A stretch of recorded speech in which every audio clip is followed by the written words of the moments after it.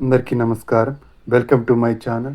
రాష్ట్ర వ్యాప్తంగా 50 సంవత్సరాల పెన్షన్ కోసం ఎదురు చూస్తున్న వాళ్ళందరికీ ఒక తీపి కబురైతే అందించిందండి కూటమి ప్రభుత్వం. 50 సంవత్సరాలు నిండిన వాళ్ళందరికీ పెన్షన్లు ఇస్తాము అని చెప్పేసి మన రాష్ట్ర ముఖ్యమంత్రి చంద్రబాబు నాయుడు గారు ఎన్నికల మేనిఫెస్టోలో ప్రకటించడం జరిగింది. ఇచ్చిన మాట ప్రకారం ఇప్పుడు కొత్త పెన్షన్ల కోసం దరఖాస్తుల స్వీకరణ అయితే ఉండబోతోందన్నమాట. ఈ దరఖాస్తుల స్వీకరణలోనే మనకు భాగంగా 50 సంవత్సరాల పెన్షన్ను కూడా ఇవ్వడం జరుగుతోంది.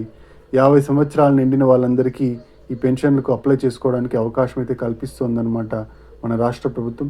అంతేకాకుండా 25 కేటగిరీల్లో మిగిలిన 25 కేటగిరీల్లో పెన్షన్ల కోసం అప్లికేషన్ల స్వీకరణ అయితే ఉండబోతోంది.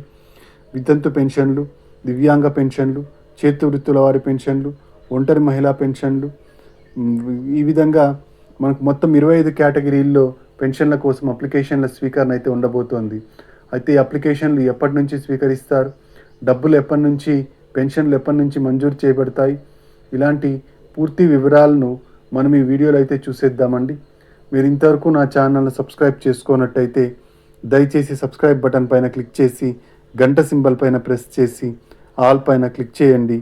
దీనివల్ల నేను చేసే ప్రతి వీడియో యొక్క నోటిఫికేషన్ మీకు అందుతుంది. ఏపీ ప్రభుత్వ పథకాలకు సంబంధించిన ఏ సమాచారాన్ని మీరు మిస్ అవ్వకుండా ఉంటారు. లైక్ చేయండి, షేర్ చేయండి, వీడియోని ఇక్కడ స్కిప్ చేయకండి, చివరి వరకు చూడండి. దీనివల్ల ఇంపార్టెంట్ పాయింట్స్ మిస్ అవ్వకుండా ఉంటారు. ఇక ఆలస్యం చేయకుండా వీడియోలోకి అయితే వెళ్ళిపోదాం. ఎన్టీఆర్ భరోసా పెన్షన్లకు మన రాష్ట్ర ప్రభుత్వం బడ్జెట్లో నిధులను అయితే కేటాయించిందండి. దాదాపుగా 3.22 లక్షల కోట్లతో బడ్జెట్ని అయితే ప్రవేశపెట్టిన మన కూటమి సర్కార్ మనకు కేవలం ఎన్టీఆర్ భరోసా పథకం కోసం మాత్రమే 27,719 కోట్ల రూపాయలను మనకు వెచ్చించడం జరిగిందనమాట. నిధులను కేటాయించడం జరిగింది. ఈ డబ్బుల్ని మనకు ఈ పెన్షన్ల కోసం, కొత్త పెన్షన్ల కోసం వినియోగించనున్నారు. కూటమి సర్కార్ అధికారంలోకి వచ్చినప్పటి నుంచి ఇంతవరకు కొత్త పెన్షన్లకు గ్రీన్ సిగ్నల్ అయితే ఇవ్వలేదు. అయితే ఇప్పుడు ఈ విమర్శలన్నిటికీ చెక్ పెట్టే దిశగా కూటమి సర్కార్ మనకు ఈ 50 సంవత్సరాల పెన్షన్, మిగిలిన 25 కేటగిరీల పెన్షన్లకు అప్లికేషన్ల స్వీకరణ అయితే చేయబోతోందన్నమాట. ఒక జిల్లా నుంచి మరొక జిల్లాకు పెన్షన్లను ట్రాన్స్ఫర్ చేసుకునే అవకాశం అయితే కల్పిస్తోంది మన రాష్ట్ర ప్రభుత్వం. ఈ ఒక జిల్లాలో ఉన్న వాళ్ళు మరొక జిల్లాకు వెళ్ళి ఆ జిల్లాలో మీ సచివాలయంలో వెళ్ళి మీరు కొత్తగా మీ పెన్షన్ను అయితే తీసుకోవచ్చు అనమాట. ఇక ఎవరైతే దివ్యాంగ సోదరులు ఉన్నారో వాళ్ళకు వెరిఫికేషన్ అయితే జరుగుతోందన్నమాట. ఈ వెరిఫికేషన్ని మనకు 40% సదరం సర్టిఫికేట్లో ఎవరికైతే అంగవైకల్యం ఉంటుందో వాళ్ళకు మాత్రమే పెన్షన్లు ఉంచి మిగతా వాళ్ళందరికీ రీవెరిఫికేషన్కి అయితే పంపించడం జరుగుతోంది. ఈ విధంగా పెన్షన్లలో అనేక మార్పులు తీసుకొచ్చిన మన రాష్ట్ర ప్రభుత్వం అతి త్వరలోనే కొత్త పెన్షన్లకు కూడా అప్లికేషన్ల స్వీకరణ అయితే చేయబోతోందన్నమాట. అయితే ఈ 50 సంవత్సరాల పెన్షన్కు అప్లికేషన్లు తీసుకోవడానికి అర్హతలు ఏంటి అంటే ఆంధ్రప్రదేశ్ నివాసి అయి ఉండాలి, 50 సంవత్సరాలు నిండి ఉండాలి, ఎస్సీ, ఎస్టీ, బీసీ, మైనార్టీ వర్గాల్లో ఏదో ఒక వర్గానికి చెందిన వాళ్ళు ఉండాలి. ఓసీలకు ఈ అవకాశం లేదండి. అలాగే ఆధార్ కార్డు ఆంధ్రప్రదేశ్ అయి ఉండాలి, తెల్ల రేషన్ కార్డు కలిగి ఉండాలి, తెల్ల రేషన్ కార్డులో ఈకేవైసీ ప్రక్రియ అనేది పూర్తి అయి ఉండాలి. ఈ విధంగా మనకు 50 సంవత్సరాల పెన్షన్కు అర్హతలు అయితే ఉన్నాయండి. ఇక కావాల్సిన డాక్యుమెంట్స్ ఏంటి అంటే 50 సంవత్సరాల పెన్షన్ డాక్యుమెంట్స్ ఆధార్ కార్డు కలిగి ఉండాలి, తెల్ల రేషన్ కార్డు కలిగి ఉండాలి. తెల్ల రేషన్ కార్డు మనకి ఏదైతే స్మార్ట్ రేషన్ కార్డు ఉన్నదో ఆ స్మార్ట్ రేషన్ కార్డే అయి ఉండాలండి. ఇక క్యాస్ట్ ఇన్కమ్ సర్టిఫికేట్లు సబ్మిట్ చేయాల్సి ఉంటుంది. ఆధార్ అప్డేట్ హిస్టరీని కూడా సబ్మిట్ చేయాల్సి ఉంటుంది. ఈ ఆధార్ అప్డేట్ హిస్టరీ ఎందుకు అంటే మీరు ఇంతవరకు వయసును మార్పు చేసుకున్నట్టుగా ప్రభుత్వానికి చెప్పడం కోసం ఈ ఆధార్ అప్డేట్ హిస్టరీని కూడా మీరు సబ్మిట్ చేయాల్సి ఉంటుందండి.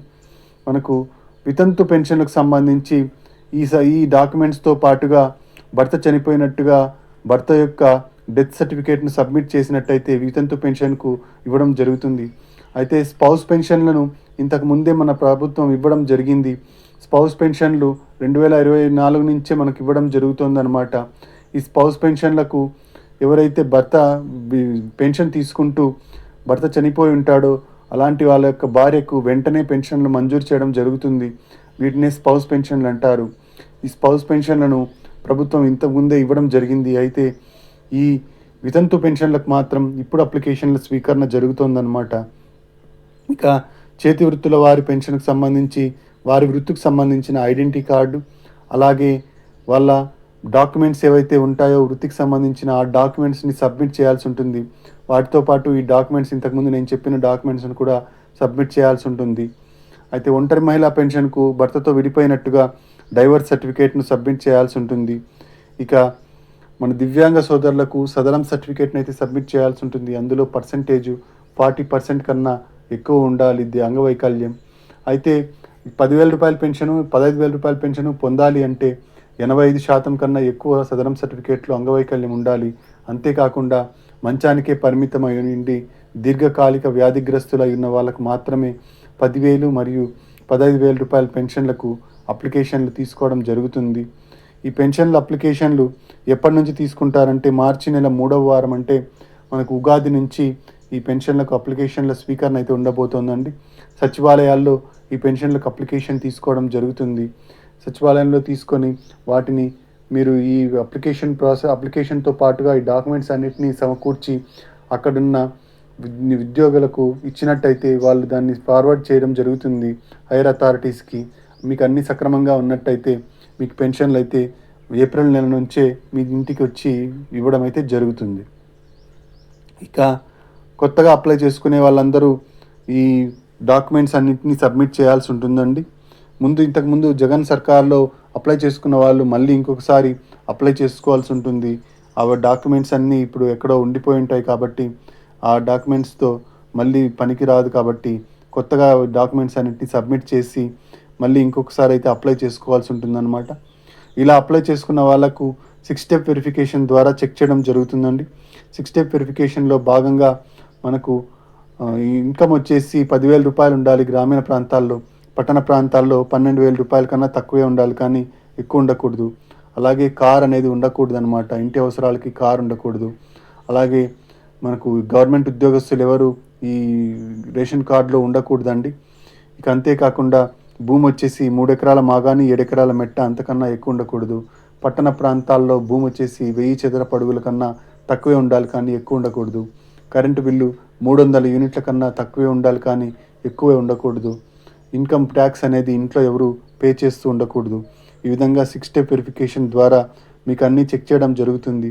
అన్ని సబబుగా ఉన్నట్టయితే మీకు పెన్షన్లు ఏప్రిల్ నెల నుంచే మీ ఇంటికి వచ్చి ఇవ్వడం అయితే జరుగుతుంది. తప్పకుండా పెన్షన్ కోసం అప్లికేషన్లు అయితే వేసుకోండి. మనకు ఈ మార్చి నెల చివరి వారంలో అయితే 19 తర్వాత తీసుకోవడం జరుగుతుంది. మీరు ఇంతవరకు నా ఛానల్ని సబ్స్క్రైబ్ చేసుకున్నట్టయితే దయచేసి సబ్స్క్రైబ్ బటన్ పైన క్లిక్ చేసి గంట సింబల్ పైన ప్రెస్ చేసి ఆల్ పైన క్లిక్ చేయండి. లైక్ చేయండి, షేర్ చేయండి. కింద హైప్ బటన్ ఉంటుంది, హైప్ పాయింట్స్ ఇవ్వడం మర్చిపోకండి. Thanks for watching.